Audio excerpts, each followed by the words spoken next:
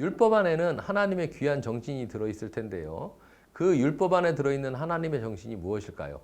어쩌면 이 율법의 문구보다도 하나님의 정신은 사람들이 살아가는 데 있어서 가장 중요한 지침이 될 수 있습니다.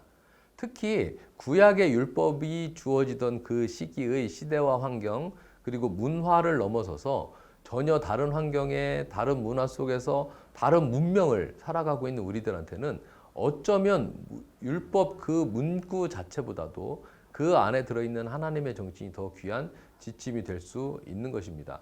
그래서 우리가 율법을 피하는 것이 아니라 현재 살아가고 있는 우리들에게 많은 것을 주시기 위해서 하나님께서 이끄신다고 한다면 그 가르침을 우리가 찾아야 할 것이라고 생각할 수 있습니다.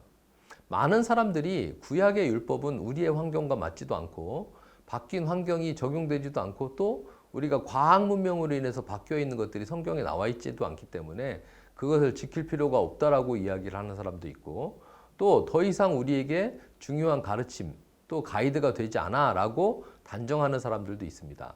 하지만 그 법들은 그 뒤에 숨겨져 있는 하나님의 마음, 그 법을 제정하게 된 당시의 환경이나 상황을 이해한다면 지금 우리가 처한 이 상황과 환경 속에서 하나님께서 우리에게 어떤 말씀을 주시는지 또 이것을 통해서 주시는 하나님의 뜻이 무엇인지를 알 수가 있게 되는 것입니다. 그렇다면 하나님의 뜻을 우리는 어떻게 찾을 수 있을까요?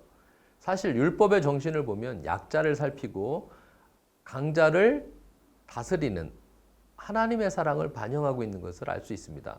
사람들은 종종 그렇게 얘기를 합니다. 신약에서는 예수님의 은혜와 하나님의 사랑이 나온다고 하면 구약에서 율법은 하나님의 엄격함과 원칙이 제시되기 때문에 굉장히 냉정하고 엄격하고 또 잔인하기도 하다라는 이야기를 하기도 합니다. 율법의 하나님은 무섭고 두려운 존재이고 은혜의 하나님은 따뜻하고 사랑의 하나님이라고 이야기를 합니다. 하지만 그 법이 실현되고 그 법을 주신 하나님의 그 마음을 우리가 읽어낸다고 한다면 그 법에 담긴 문장이나 단어가 아니라 그 법 이면에 숨겨져 있는 하나님의 사랑을 이해하고 사랑을 회복하고 적용할 수 있게 되는 겁니다.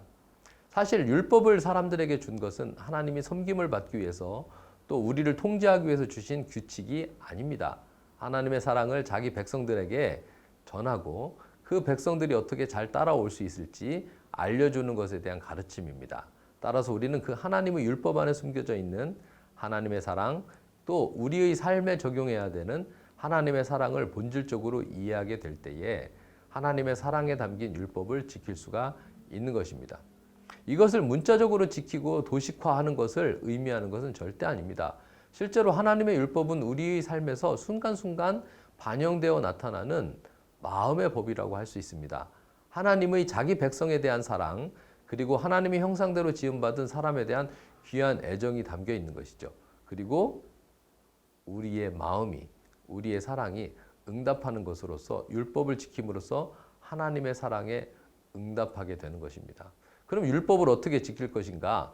라고 하는 부분에 대해서 우리가 생각을 해봐야 되는데 율법을 지키는 것은 어쩌면 문자적으로 또 경직되게 강박적으로 지키는 것이 아니라 그 안에 있는 하나님의 사랑을 누리고 지금 오늘 이 자리에서 하나님과 동행하는 모습을 갖게 된다면 그 율법이 우리에게 은혜가 되고 그 율법이 곧 우리에게 복음이 될 것이라고 생각을 합니다. 더 이상 구약과 신약의 갈등이나 혼란이 아니라 우리 안에서 하나 되는 삼위일체의 하나님을 고백하는 그런 귀한 통합의 삶이 이루어지기를 예수님의 이름으로 축복합니다. 그래서 여러분들이 귀하고 아름답게 오늘 하루도 하나님과 동행하시기를 기원합니다.